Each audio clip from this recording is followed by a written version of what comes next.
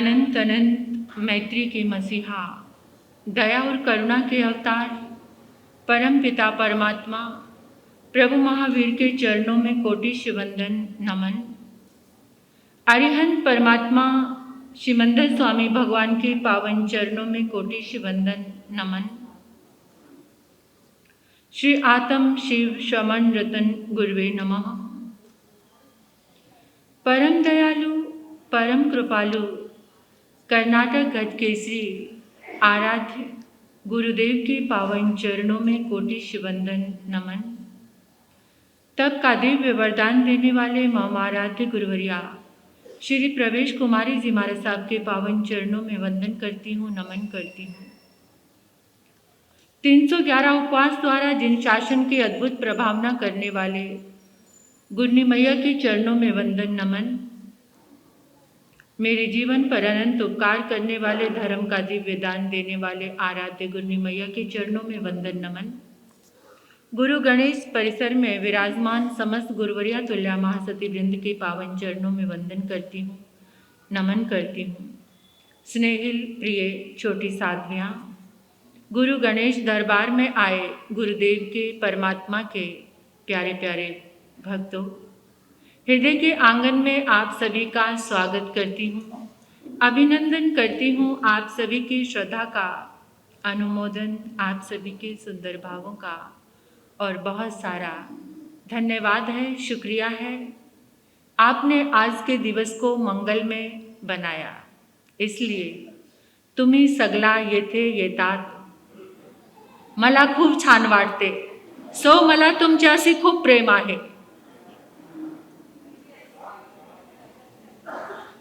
और पंजाबी में कहते हैं, तुसी सारे जने इन्ने प्यार नाल इत्थे आए, तुसी बहुत चंगे हो, सो तुहाडा जी आया नू वेलकम, स्वागत, मंगल भावनाएं। इन दिनों में भी थोड़ी सी स्थिरता हो जाए तो पता नहीं जिंदगी में कितना कुछ मिल सकता है। ये दिन केवल धर्म सुनने के, धर्म से जुड़ने के ही हैं। पता नहीं, फिर भी बहुत जल्दी है सबको, जल्दी, हर समय थोड़ी स्थिरता। आज बहुत प्यारा सा विषय है, मेरा फेवरेट सब्जेक्ट है ये, माँ।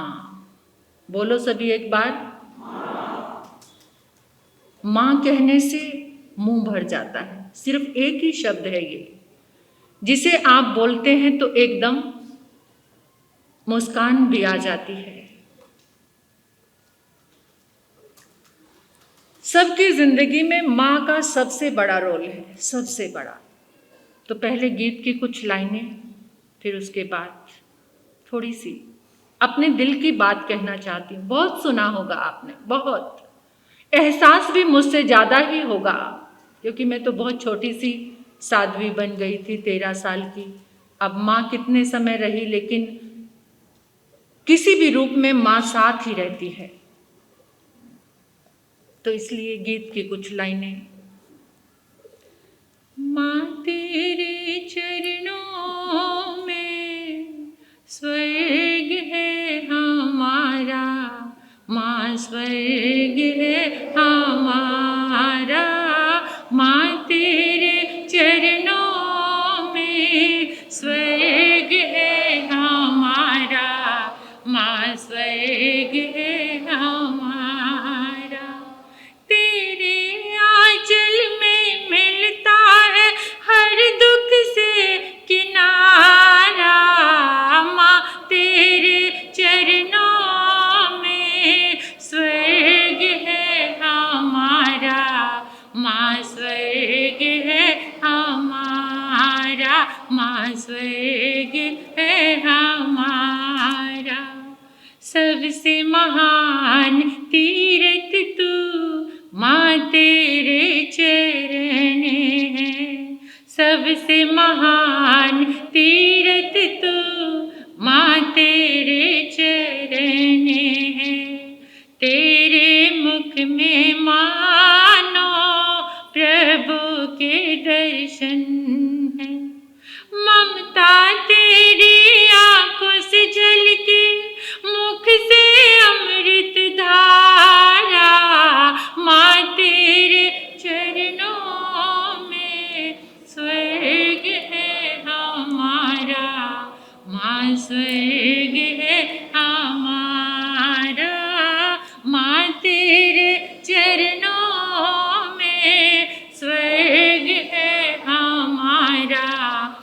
माँ स्वर्ग है हमारा, माँ स्वर्ग है हमारा।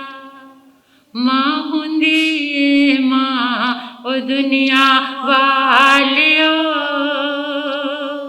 माँ है ठंडी छा ओ दुनिया वालियो। माँ हुंदी माँ ओ दुनिया वालियो, माँ है ठंडी छा ओ दुनिया वालियो। माँ दी पूजा रब दी पूजा, माँ बिना कोई देव न दूजा। माँ दी पूजा रब दी पूजा, माँ बिना कोई देव न दूजा। माँ ही रब दा नाम ओ दुनिया वालियो, माँ हुंदी है माँ ओ दुनिया वालियो। देव करे जीवे हर कोई, बच्चियां दी माँ मरे न कोई। देव करे जीवे हर कोई, बच्चियां दी माँ मरे न कोई। कोई न फड़दा बाँ ओ दुनिया वालियो, सिर तो उठ जाए छा ओ दुनिया वालियो। माँ हुंदी है माँ ओ दुनिया वालियो, माँ है ठंडी छा ओ दुनिया वालियो।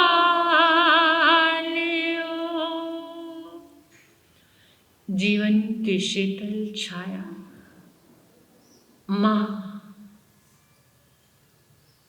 माँ संस्कारों का एक सुंदर कलश है, जिससे हर समय सुखों की धार बहती है।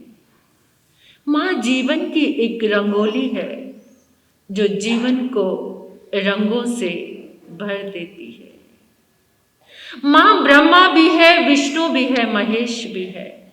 ब्रह्मा जन्म देता है, विष्णु पालन करते हैं और महेश कल्याण करते हैं, उद्धार करते हैं। मां के रूप में ये तीनों समाये हैं, जन्म देती है, पालन करती है और कल्याण भी करती है। जो साधना के शिखर पर पहुंचे हैं, उनके पीछे भी मां का ही हाथ है। जो मोक्ष तक गए हैं, उनके पीछे भी मदालसा जैसी मां का ही हाथ है। और जो दुनिया में कामयाबी हासिल कर रहे हैं, उनके पीछे भी मां का ही हाथ है। एक परिपूर्ण व्यक्तित्व बच्चे के जीवन के लिए कोई है तो वो मां है। अगर महावीर को अपना आइडल मानते हो, अपना आदर्श मानते हो, अपना भगवान मानते हो, अगर महावीर की पूजा करते हो, तो सबसे पहला संदेश मात्र भक्ति का किसी से मिला है तो भगवान महावीर से मिला है। परमात्मा का मां के प्रति प्रेम देखिए कि जब वो मां के गर्भ में आए तो उनको लगा मेरे हिलने से, डुलने से, चलने से मेरी मां को कष्ट ना हो, और वो क्या करते हैं? हिलना डुलना बंद कर देते हैं। मां घबरा जाती है, और जब मां के वात्सल्य कि मेरे सिर्फ हिलने डुलने से ही मेरी मां बेटी, जब तक माता पिता का साया रहेगा मैं दीक्षा, इतना मातृ प्रेम जिन शासन में जीने वाले बंधुओं, माताओं, बहनों, बहुओं, एक बात कहना चाहती हूं, उसी जिन शासन के किसी घर के आंगन में अगर माँ रोती है तो वो महावीर के अनुयायी का घर नहीं हो सकता, वो महावीर के पुजारी का घर नहीं हो सकता। अगर उस माँ की आंख में आंसू है, जिन शासन का कोई व्यक्ति अगर अपनी माँ को वृद्ध आश्रम में भेज रहा है तो लानत और धिक्कार है। बड़ा बड़ा डोनेशन देते हैं लोग वृद्ध आश्रम के लिए। मेरा मन तो पीड़ा से भर जाता है। आज तक मैंने कभी किसी को नहीं कहा कि तुम वृद्ध आश्रम बनाओ। क्यों नौबत आ गई वृद्ध आश्रम बनाने की? ऐसा क्या हो गया कि माता पिता वृद्ध आश्रम पहुंच रहे हैं? इतने स्वार्थी, इतने खुदगर्ज, इतने निकम्मे बेटे हो गए हैं, इतने निकम्मे। तड़प उठती है जीवन में। मां ने एक पल भी तुम्हारा साथ नहीं छोड़ा। खुद ना खा के किसको खिलाती है? अपने बच्चों को 4-4, 5-5, 12-12 बच्चों का पालन अकेली मां कर लेती है। और जब वो बच्चे बड़े होते हैं और मां बूढ़ी हो जाती है तो उसी माता पिता को बांटने का गुनाह कर देते हैं। और इतना बड़ा गुनाह करते हैं कि माता और पिता को अलग कर देते हैं। पिता मेरे पास और मां जवानी लगा दी उन्होंने तुम्हारा पालन पोषण करते हुए। अरे इतना गिर गया है ये समाज, और इतने गिर गए हैं लोग। सुबह का नाश्ता किसी बेटे के घर में है, दोपहर का भोजन किसी के घर में, और शाम का। इतने गिरे हुए लोग। जिस माता पिता ने अपने मुंह का निवाला निकालकर अपने बच्चों का पालन किया, और वो बच्चे जवानी लुटा दी, बहारें लुटा दी, बच्चों के लिए जिंदगानी लुटा दी। साधु तो जगह जगह जाता है। कुछ साल पहले यहीं महाराष्ट्र की ही बात है, मैं किसी घर में गई गोचरी के लिए। बेटा ऊपर ही रहता था, बहू बच्चे सब, और मैं नीचे उतरी तो बूढ़ी कांपती हुई माँ ने मुझसे विनती की, महाराज साहब गोचरी लो। मैंने कहा माता जी ले लिया ऊपर से। कहते नहीं महाराज साहब मेरी रसोई से भी लो। मैंने कहा आपकी रसोई अलग है? कहते हाँ, मैं अपने लिए और श्रावक जी के लिए भोजन बनाती हूँ। मैंने पूछा कि आपके कितने बेटे हैं? कहने लगी कि 4 बेटे हैं। 4 बेटे। कोई उस बूढ़े माँ बाप का भोजन नहीं बना सकता, 2 रोटी नहीं खिला सकता।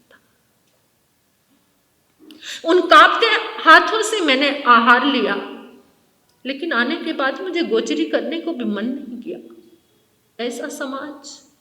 बड़ी बड़ी आके सामायिक करते हो, पोषद व्रत करते हो, उपवास नियम करते हो, माता पिता को बांटकर उनको 2 रोटी नहीं खिला सकते। बेकार है ये सामायिक। बेकार है आपका तप और जब। हर की हुई साधना कुछ काम नहीं आएगी अगर आपके माँ बाप भूखे हैं, बुढ़ापे में भी खुद रोटी बनाते हैं। आप हजारों गलतियां निकाल दोगे, उनकी आदत ऐसी है, वो टोकती है, वो ऐसे करती है। ठीक है, उन आदतों को लेकर वो बूढ़े हो चुके हैं, पक चुके हैं, उनकी आदत नहीं बदल सकती। इतना कर लो, इस कान से सुनो, दूसरे से निकाल दो, अपना कर्तव्य तो निभाओ।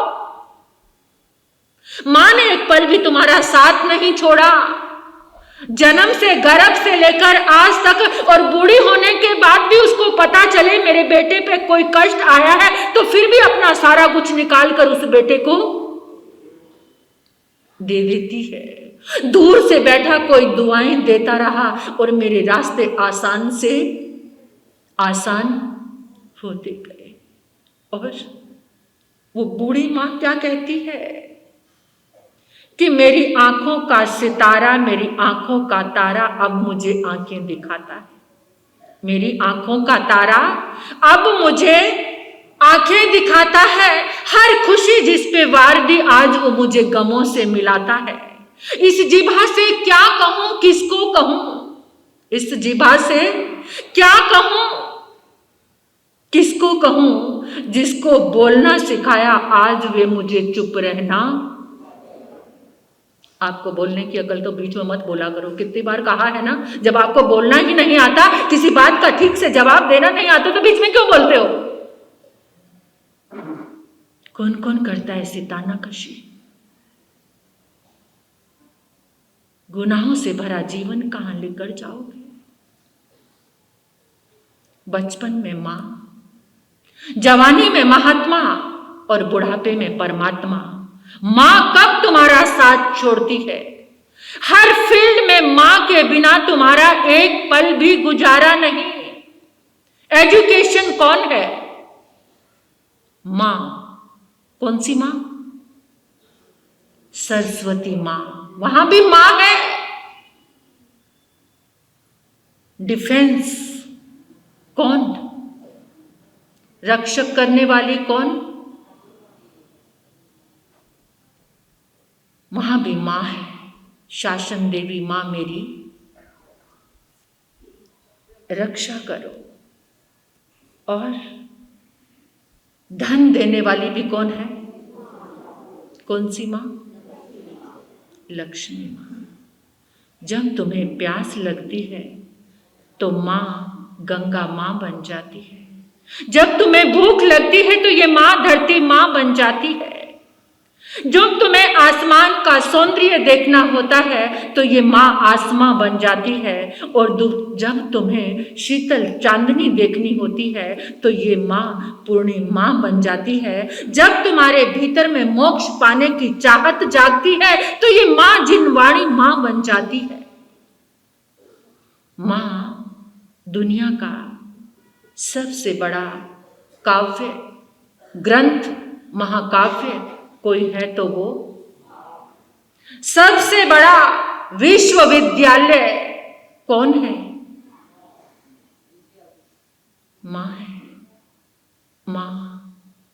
मां के बिना कहीं दिल में कुछ दर्द हो तो जरूर आज कुछ प्रतिज्ञाएं खुद से करके चले जाना।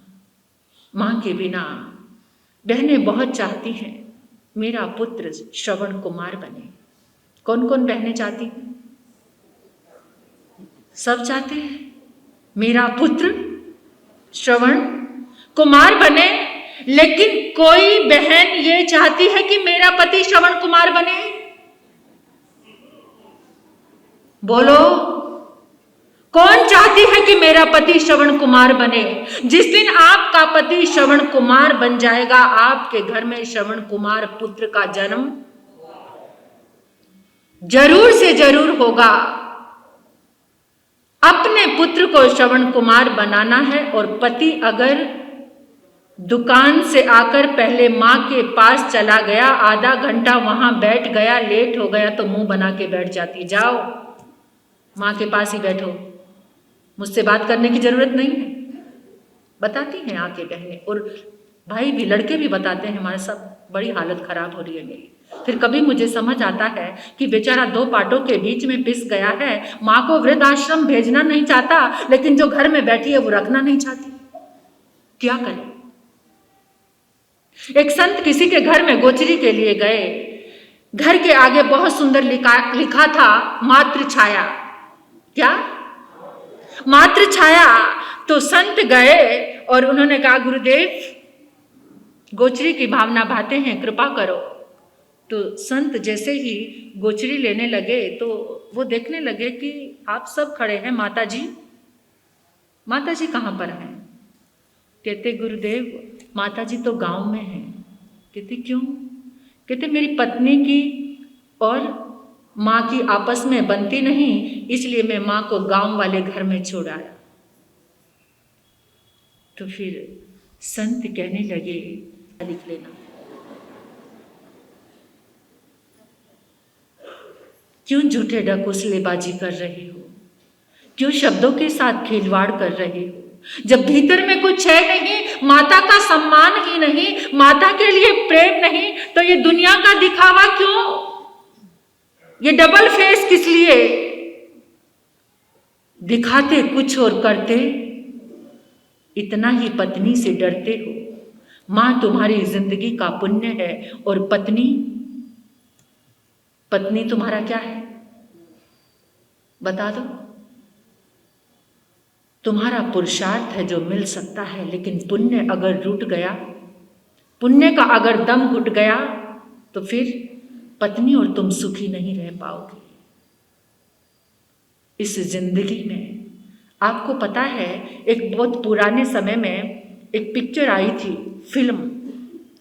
उस फिल्म इंडस्ट्री का आज तक एक बहुत बड़ा एक संदेश है। दो बेटे होते हैं, एक स्मगलर होता है और एक पुलिस इंस्पेक्टर होता है। स्मगलर बहुत चीजें कमा के आके दूसरे भाई को कहता है, देख मेरे पास बंगला है, बड़ी गाड़ी है, सब कुछ है मेरे पास, तेरे पास क्या है? उसने कहा मेरे पास मां है। जिसके पास मां है उसके पास सब कुछ है।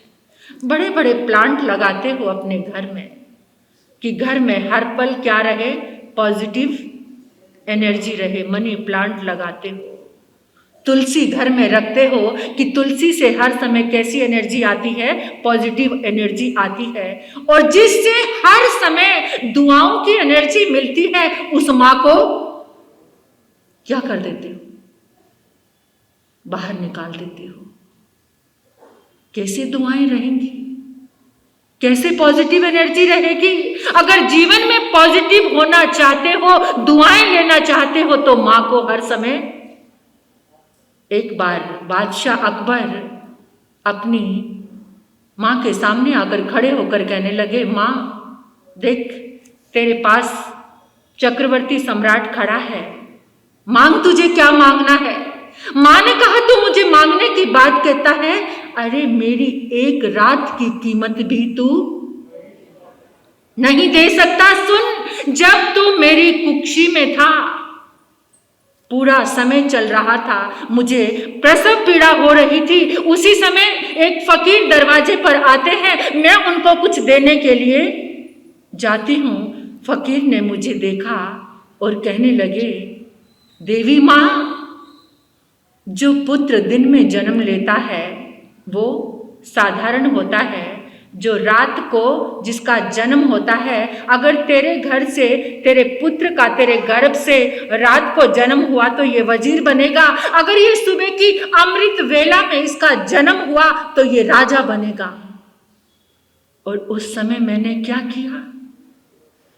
पूरी रात योग आसन की साधना करके मैंने शीर्ष आसन किया। कौन सा आसन? टांगे ऊपर और सिर नीचे। रात भर मैं इंतजार करती रही, रात बीते, अमृत वेला आए, मैंने सारे कष्ट सहन किए और इस अमृत वेला में तेरा जन्म हुआ। बोल, तेरा ये चक्रवर्ती वैभव क्या मेरी उस एक रात की कीमत दे सकता है? दे सकता है? फफक फफक कर अकबर रो पड़ा, मां के चरणों में गिर पड़ा। ऐसा होता है मां का त्याग, ऐसा होता है मां का बलिदान। जिस दुआओं को, जिस दिव्यता को आपने अपने दूर से दूर हटा दिया। याद करो अपने जीवन के हर क्षण को, जिस मां से आज मुख मोड़ कर बैठे हो, जो मां आपसे दूर रह रही है, जिसको आपने बांट दिया, आपने संपत्ति का बंटवारा किया और उस बंटवारे में सबसे पहला बंटवारा किसका किया? धिक्कार है। अगर सही मायनों में पर्व पर्यूषण मना रहे हो, मां दूर है तो उसे घर में ले आना। मां नाराज है तो जाकर चरणों में सिर रख देना, उसकी गोद में सिर रख देना।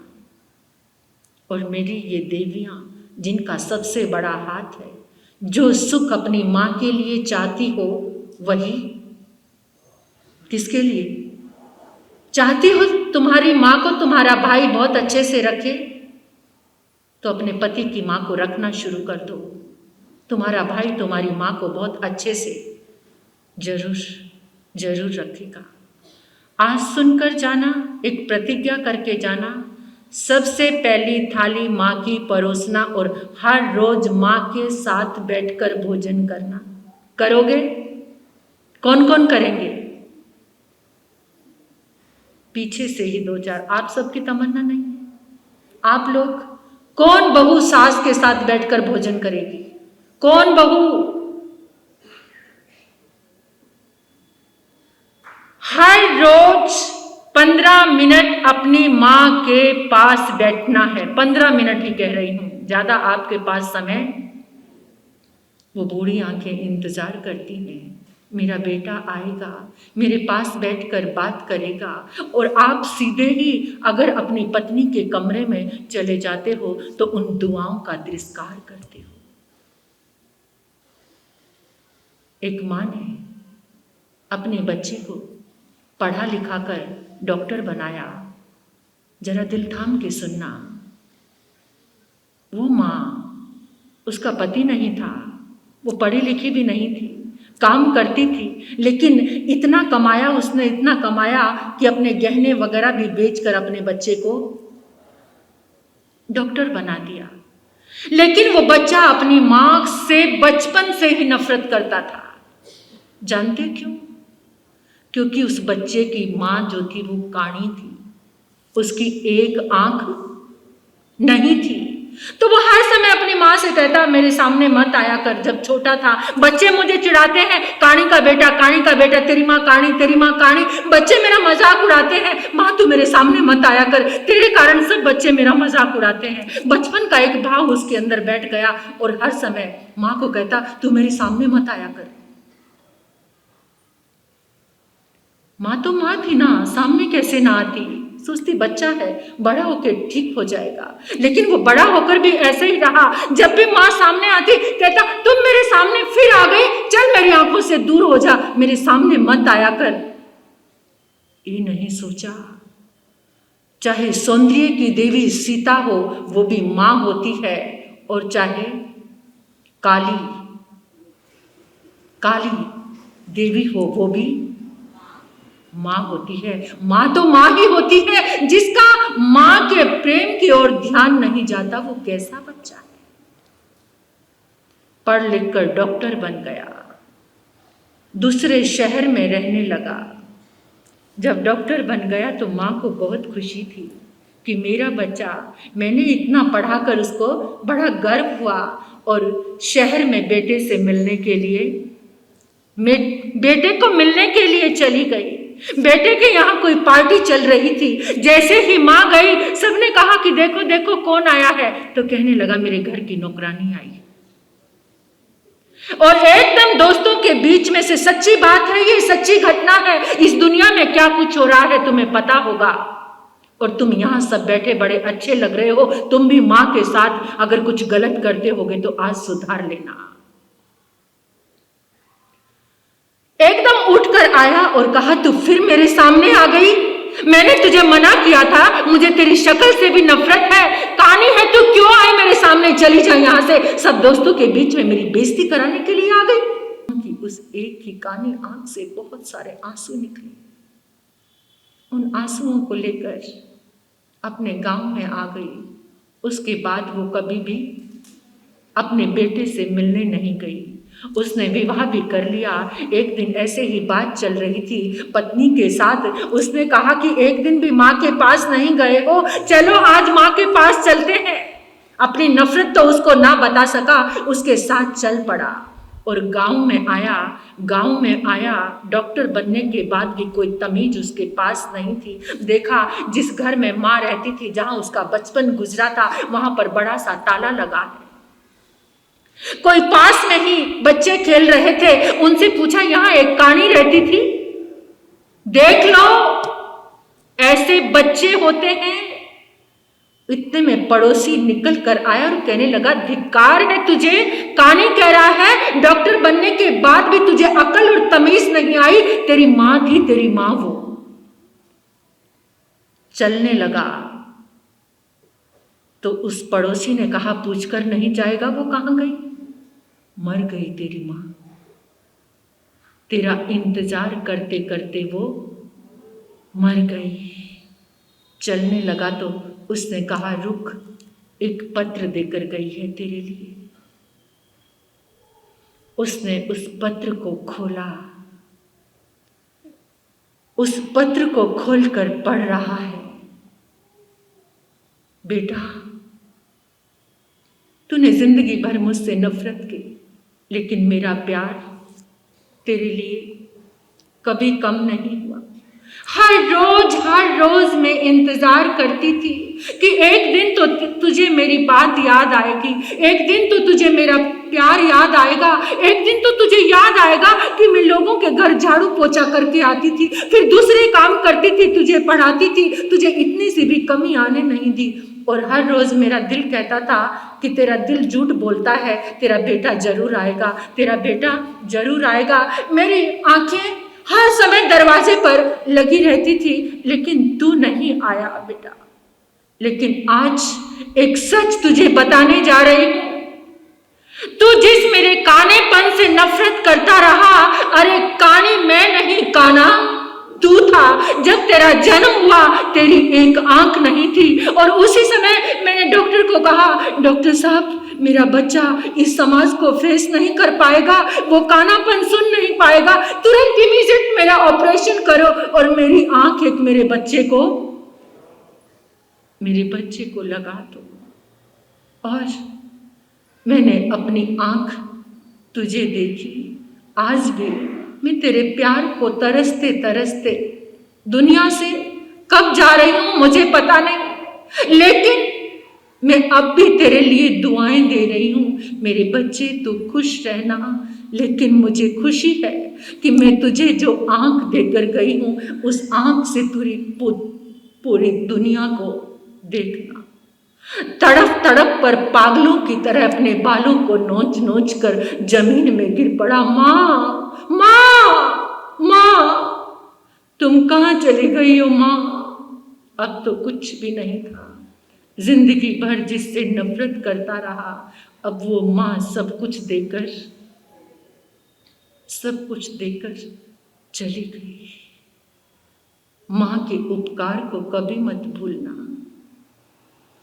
माँ के उपकार को हमेशा याद रखना। उसकी जिभा पे चाहे कटु वचन आ जाए, लेकिन दिल प्रेम से फिर भी भरा रहेगा। उसकी गाली में भी आशीर्वाद होता है। माँ का दिल ही ऐसा होता है, उसकी गाली में भी आशीर्वाद होता है। तो आज मैं इस सभा से यही कहना चाहूंगी कि जिन्होंने अपनी माँ को दूर कर दिया है, अगर कहीं दिल में लगे तो माँ को अपने पास लेकर आ जाना। और हर कोई 15 मिनट अपनी माँ के पास मंजूर है। सोगन करो, पचखान करो। इस पर्युषण महापर्व के दूसरे दिन को व्यर्थ मत जाने लो हाथ जोड़ो। सभी को पचखान है, बहनें भी, बहुएं 15 मिनट अपनी सासू माँ के पास जरूर बैठे। चाहे वो आपसे नहीं बोलते, लेकिन फिर भी आप इतना कर सकते हो। सब हाथ खड़े करो, दोनों हाथ खड़े करो। कौन कौन करेंगे? अच्छे से ऊपर करो ना, भाई भी करें। ये सोगन लो, गुरु के दरबार से खाली मत जाओ। पचखान दो सबको, सभी के लिए पचखान है। ये पर्युषण महापर्व के इस दूसरे दिन का अपने दिल की कटुता और वैर को निकाल कर आज अपनी सास के गले लग जाना, या गले लगा लेना, या चरणों में ये 8 दिन के झुक लिए, जाना। 8 दिन के लिए, सारी जिंदगी के लिए, सारी जिंदगी के लिए, पूरी जिंदगी के लिए। प्यारी माँ मुझको तेरी दुआ चाहिए, प्यारी माँ मुझको तेरी दुआ चाहिए। तेरे आंचल की ठंडी हवा चाहिए, प्यारी माँ मुझको तेरी दुआ चाहिए। तेरे आंचल की ठंडी हवा चाहिए। माँ 15 मिनट अपनी सासू माँ के पास और अपनी माँ के पास, भाइयों ने अपनी माँ के पास पापा के पास, पर इन्होंने अपनी सासू माँ के पास बैठना है। और माताएं भी उदार बनकर गले से लगा लेना अपनी बहुओं को। माताएं भी महाराज जी ने निजम कराया इसलिए मैं आगे बैठ गई, ये ना कहना। देखो, से बैठना मन की दाद। मेरे जीवन में भी मेरी माँ का बहुत उपकार है। उन्होंने बहुत त्याग और कुर्बानी करके, बहुत सारी बहनों की इच्छा है कभी आपके बीच में ये प्रसंग लेकर आऊंगी इन्हीं दिनों में कि मैं साध्वी कैसे बनी। मेरी माँ का बहुत बड़ा उपकार है इसके लिए, और ऐसा उपकार शायद कोई माँ कर सकती है कि मेरी माँ ने एक ड्रामा किया अपनी बेटी को साध्वी बनाने के लिए कि ये मर गई है, मरने का क्रियाक्रम भी हुआ। तो बाहर लोनार से देखो, जालना वालों, आपको एक बात बताना चाहती हूँ कि लोनार से कुछ बहनें यहाँ पर आई हैं, उनमें एक माँ है जो कहती थी कि महाराज साहब आप देखिए संकल्प में कितनी ताकत है।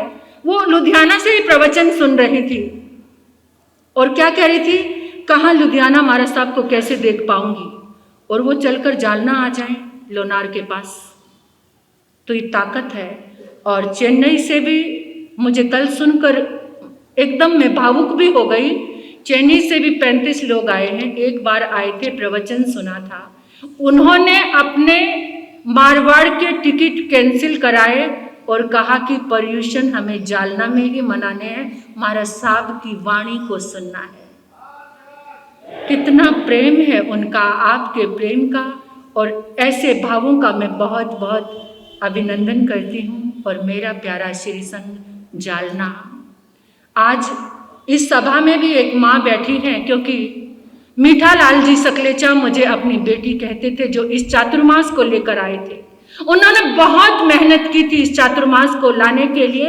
हर तीसरे चौथे दिन उनका संदेश पहुंचता था कि महाराज साहब चौमासा कहीं और नहीं मानना, जालना ही चतुर्मास आपको करना है। तो वो माँ भी बैठी हैं, तो उनका भी अभिनंदन करती हूँ। और एक मेरे संयमी जीवन का पालन करने वाली मेरी माँ सुषमा जौहरी जो इंदौर में है, मानसा मन भी बोल, उनका भी ऐसे मुझे अपनी बेटी बहुत लोगों ने माना है, लेकिन जो आज तक जुड़े हुए हैं और मुझे प्रेम, सभी का प्रेम है, लेकिन वो सुषमा जौहरी मेरी माँ जिसने मुझे जन्म नहीं दिया लेकिन मेरे संयमी जीवन के लिए बहुत बड़ी सहयोगी है। मैं माँ के ऊपर बोली हूँ तो मेरा मन का भाव है, कृतज्ञता का भाव कि उस माँ के लिए भी मैं कुछ कहूँ। तो ऐसी माताओं का मेरे लिए आशीर्वाद है। मैं सभी माताओं का हार्दिक हार्दिक अभिनंदन करती हूँ। और एक सूचना आपको दे रही हूँ, अभी सूचनाओं का ही समय है। 5वां पर्वराज पर्यूषण भगवान महावीर का जन्म उत्सव, अपने बच्चों का कैसा जन्म उत्सव मनाते हो, इस सभा में मनाना है। लेकिन इस सभा में मनाकर आपको क्या करना है, अपने घर से थोड़ा प्रसाद आपको लेकर आज से ही, आज जब दोपहर में कल्प सूत्र में आप आएंगे, आपके घर से आपको प्रसाद लेकर आना है। यहाँ एक बहुत बड़ी परात थाल रहेगा, उस सारे प्रसाद को मिक्स करके कल से नंगे पांव प्रवचन में। आज कौन कौन आया नंगे पांव? Very good. कल से ये 8 दिन के लिए आपका ये नियम चलता रहेगा। नमो रियंतानंग, नमो सिद्धानंग, नमो आयरियानंग, नमो विजानंग, नमो लोय संसावनंग, चेता वारंवार संचक्वटी में दियो संति संति करे लोय पत्तो गई मनुत्रंग, श्री चितारी मंगलम, अरिहंता मंगलम, सिद्धा मंगलम, साहु मंगलम, केवलिप नत्ता दम्मा मंगलम, चित्तारी गुत्मा, अरिहंताल गुत्मा, सिद्धाल गुत्मा, साहुल गुत्मा, केवलिप नत्ता दम्मल गुत्मा, चित्तारी शरणम पव्यामे, अरिहंते शरणम पव्यामे, सिद्धे शरणम पव्यामे, साहु शरणम पव्यामे, केवलिप नत्ता दम्मो शरणम पव्यामे, अरिहंता जी का शरणा, सिद्धांत जी का शरणा, साधु जी का शरणा, केवलिप रुपया दे धर्म का शरणा। ये 4 शरणें दुख करने और शरणानी कोय, जो ब प्राणी करे आराधन, उसका अजर अमर पद होए, उसका सदा ही मंगल।